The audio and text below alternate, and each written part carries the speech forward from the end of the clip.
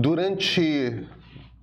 Eu tô com 50 anos. Na verdade, eu tô com 51 anos. Eu esqueci que eu fiz aniversário semana passada. Tô com 51 anos. Muito conveniente. É, muito conveniente. Eu tô com 51 anos. Eu também. Eu sei. Até semana que vem. Até semana que vem. Pois é, eu te chamo de tio, não à toa, né? A gente tem uma semana e meia por ano em que você e eu temos a mesma idade. Durante os 40 anos, mais ou menos, em que eu presto pelo menos alguma atenção em política, a frase bandido bom é bandido morto, se ela cola em um único político, é Jair Bolsonaro. Desde 1990, mais ou menos, 89, 90, quando o Bolsonaro começa como deputado federal na Câmara dos Deputados, o deputado de nível nacional, em que você poderia com mais facilidade colar na testa como slogan pessoal, bandido bom é bandido morto, é Jair Bolsonaro. Quer dizer, essa é uma pauta que pertence à marca Bolsonaro. E quando aconteceu a operação no Alemão, agora fazendo 2 semanas, caramba, a gente não viu em nenhum momento nenhum Bolsonaro levantar a cabeça. Não é que eles não tenham tentado, coisas foram postadas nas redes sociais, não viralizou. Não viralizou. E algo tão marcantemente da marca Bolsonaro. Eu percebi o marcantemente da marca, tá? Algo tão patente Bolsonaro. Tão patentemente pertencente à marca Bolsonaro. Eu só vou torturando mais o português conforme eu falo. Não ter um Bolsonaro neste momento, isso indica para mim um deslocamento do eleitorado de direita dos Bolsonaro. Não estão mais prestando atenção no que na família Bolsonaro está falando. O que não quer dizer que o Derrite não tenha tirado uma casquinha, que o Tarcísio não tenha tirado uma casquinha, que o Zema não tenha tirado uma casquinha. Cláudio Castro, as pessoas até 2 semanas atrás, os cariocas não sabiam qual era a cara do Cláudio Castro. E todo mundo agora sabe qual é a cara do governador Cláudio Castro. Então você tem... Agora, tem movimentos que são diferentes, porque... O Zema e o Caiado vieram para o Rio de Janeiro abraçar o Cláudio Castro e tirar fotografia junto. O Tarcísio deu apoio ao Cláudio Castro e ficou em São Paulo. Ratinho Júnior fez que sim, fez que não, disse que a segurança é um problema e... Deschavou. Deixou, como é que você falou? Ficou uma rodada sem jogar. Ficou uma rodada sem jogar. Quer dizer, embora as pesquisas iniciais estão apontando para esse reconhecimento, essa aceitação, eu sinto que dos principais, os 2 players de verdade da direita não são nem Zema nem Caiado, muito menos Cláudio Castro, são Ratinho e Tarcísio. São esses que estão ali na crista dessa campanha eleitoral. E eles foram os mais cautelosos e os Bolsonaro estão ausentes. Eu acho que tem coisas interessantes acontecendo e que não estão necessariamente claras, sabe? Só o Ratinho não é a primeira vez que ele fica uma rodada sem jogar, né? Quando teve o tarifaço, ele também sabiamente ficou quietinho, né? Ele é aquele político de direita que, tendo chance de chegar ao segundo turno, e eu acho que ele é um político com chance de chegar ao segundo turno, ele é o cara que tomou a decisão de evitar colar com Bolsonaro o máximo que dê. Para mim, me parece patente em todas as ações do Ratinho Júnior. Ao contrário do Tarcísio. O Tarcísio está muito mais... Eu ouvi uma coisa esse fim de semana muito interessante a respeito do Tarcísio, que alguém foi cobrar dele o discurso que ele fez na Paulista no 7 de setembro, que é aquele discurso em que foi o discurso mais bolsonarista que o Tarcísio fez na sua carreira, inclusive cobrando e xingando publicamente Alexandre de Moraes, tudo. Ele nunca tinha feito isso. E alguém foi cobrar dentro do gabinete o que aconteceu ali, e ele percebeu nele um arrependimento. E ele disse, era o clima, as pessoas iam gritando anistia, isso, aquilo, e eu embarquei no clima E agora eu tô com medo do Alexandre. Eu não sei se agora eu tô com medo do Alexandre, mas é uma coisa, ele percebeu que teve um custo de popularidade. Em São Paulo, no Brasil, tipo, teve um custo político para ele aquilo. Se fosse uma vírgula do medo e delírio, seria foi mal, tava doidão. Mas Luiz, eu vou te falar uma coisa. A boa notícia não é que o Tarcísio tenha achado que teve um custo. A boa notícia é que agir como ele agiu, hoje no cenário político brasileiro, impõe ao político um custo.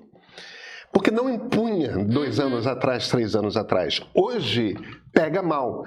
E eu acho que isso ajuda muito a explicar a maior cautela do Tarcísio agora, porque eu não acredito que ele tenha deixado de ser candidato a presidente, tá? Eu acho que ele está mais cauteloso e eu acho que isso explica também. Eu acho que tem explicações para tudo que a gente está conversando e tem um debate para a gente ter. Christian Lynch. Nossa senhora, mas por onde eu pego o fio nesse emaranhado de assuntos? Você fica um tempão sem aparecer aqui, a hora que você aparece, se vira, né, Christian? Tá bom, eu vou me virar. Olha só, o Mar tinha virado favoravelmente pro Lula, né? Uhum. E a gente teve o desaparecimento do Bolsonaro, né? Porque desde que o Bolsonaro entrou na prisão domiciliar, ele foi começando a desaparecer. E ele é um sujeito que ele é um político muito ruim. Ele não... Quando eu digo que ele é ruim, ele nunca foi de partido, ele não sabe se chefiar, ele nunca foi chefe de nada, ele sempre foi um lacrador, ele sempre foi um sujeito para chamar atenção, é um sujeito para ficar repetindo bordões, entendeu? Fascistoides, reacionários e tal. É claro que sempre houve um esforço grande de tentar mostrar Bolsonaro como se fosse uma espécie de equivalente à direita do Lula, mas ele não tem nada a ver com o Lula.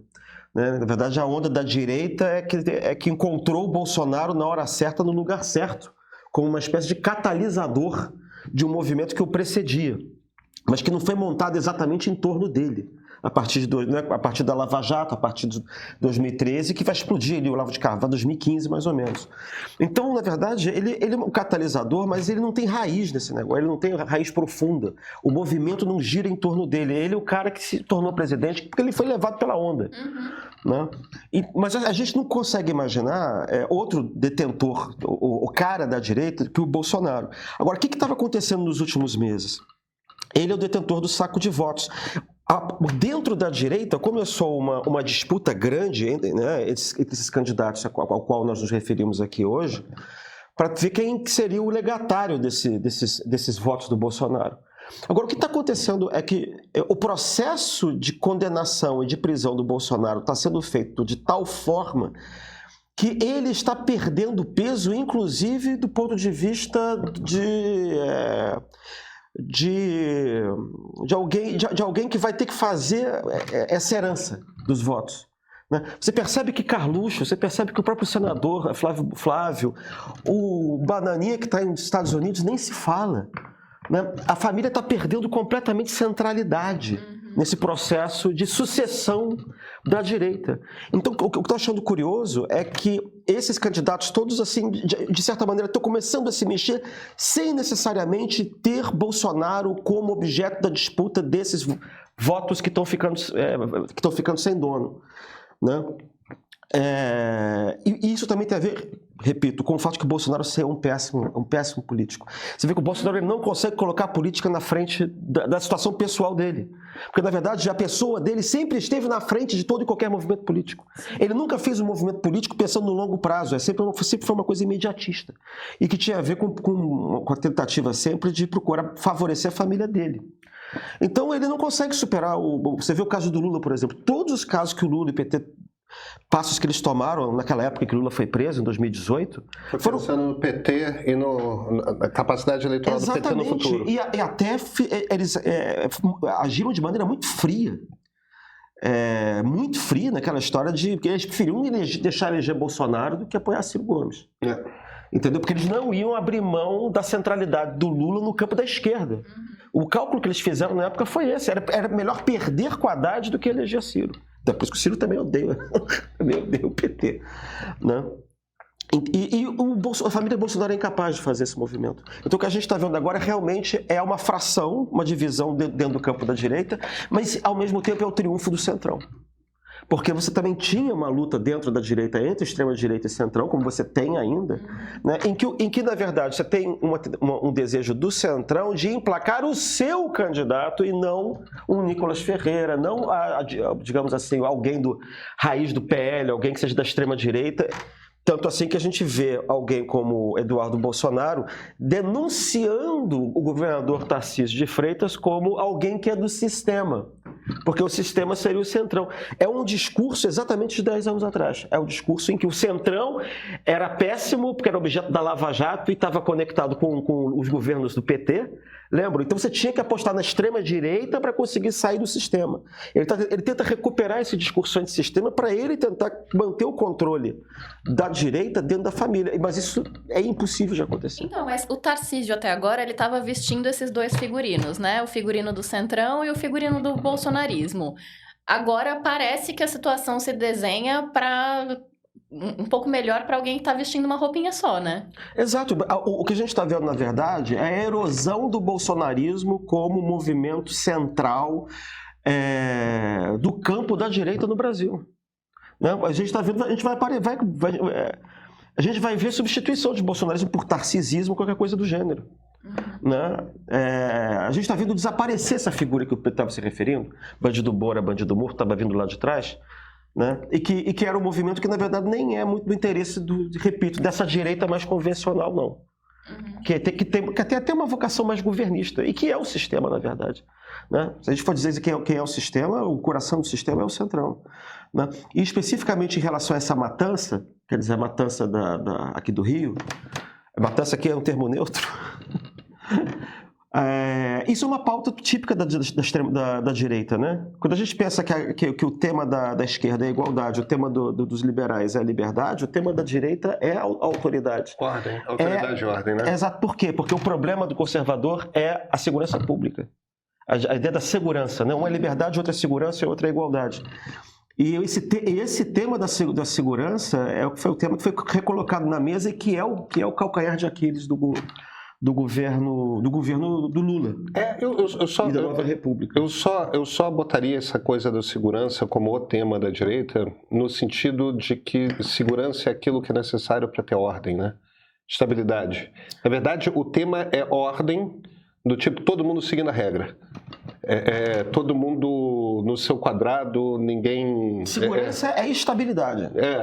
É defesa de propriedade, defesa de vida, defesa desse tipo de direitos, defesa de um certo status quo. Né? Mas a segurança pública é a primeira de todas as seguranças. É claro que a primeira de todas as seguranças é a segurança da elite conservadora. Mas quando você está discutindo publicamente, em termos de política pública, esse tema ele se encontra sua encarnação, sua materialização mais clara no tema da segurança pública. A gente pode pegar o clássico da teoria política. Qual é o tema central da obra de Thomas Hobbes, por exemplo? É o problema da segurança. Você constitui a sociedade para garantir a segurança de todos. Porque se você não tiver o Estado garantindo a segurança, você tem a guerra civil. Um mundo sem Estado é um mundo em guerra civil. Então, o primeiro papel do Estado, inclusive, é eliminando a liberdade natural. Você constitui a segurança. Então, a segurança é o tema por excelência da direita. E é o calcanhar de Aquiles do regime, da Nova República, e é o calcanhar de Aquiles da esquerda. Agora, o paradoxo, cara, é que no momento a gente não consegue encontrar dentro da direita um plano deliberado, um plano racional, um plano execuível de segurança pública no Brasil. A gente só vê lacração, a gente só vê a ideia a ideia de guerra, né? Isso parece um problema geral, porque nos Estados Unidos é a mesma coisa. A ideia de guerra é simplesmente para você adquirir mais poder de acessão contra os freios e contrapesos dos três poderes. E aí é que vem o drama da nossa situação. Porque no momento, só esse governo e esse centro-esquerda é que poderiam desenvolver alguma coisa que fosse de fato execuível, que pudesse produzir resultados de longo prazo. Mas a gente vê, mais do que o empenho em formular políticas públicas duradouras, a gente vê um governo que oscila entre fugir do assunto, do ponto de vista que sempre foi a saída, né? Não, isso não é problema nosso, é problema dos estados, né? Ou tomar medidas corretas, mas aparentemente a contragosto. que não gostariam de tocar nesse assunto porque isso não é um problema dela. E porque, no fundo, acredita que a raiz da bandidagem, a raiz do crime é sempre um problema social e que se não houvesse desigualdade social não haveria crime. O que também, evidentemente, é uma falácia. Porque se fosse assim, a gente tinha menos crimes no Brasil hoje, que é um país muito mais igualitário, do que tinha 30 anos atrás. Deixa eu fazer uma pergunta para vocês. Vocês sabem usar inteligência artificial? Não é já dei uma usadinha, já criei uma figurinha. Você trabalha com inteligência artificial? Inteligência artificial já resolve muita coisa da sua vida? Você domina as ferramentas de inteligência artificial? Eu sou só um dos professores do curso de IA do meio. A gente todo ano faz um novo e tá para sair a edição 2026, agora no final de 2025. Você vai aprender aqui tudo que você precisa saber com aulas super lúdicas, super divertidas, super mão na massa em todas as áreas de IA. Do modelo de linguagem mais fácil às animações mais sofisticadas. Não importa em que área de IA, não importa em que área é o seu trabalho, a gente vai ensinar para vocês. Olha, na boa, se você pergunta para alunos das edições passadas do nosso curso de IA, a coisa que você vai ouvir direto é o seguinte: não existe maneira melhor, mais fácil, mais direta de aprender a usar esse tipo de tecnologia. Então, se ela ainda te intimida, precisa. Vem.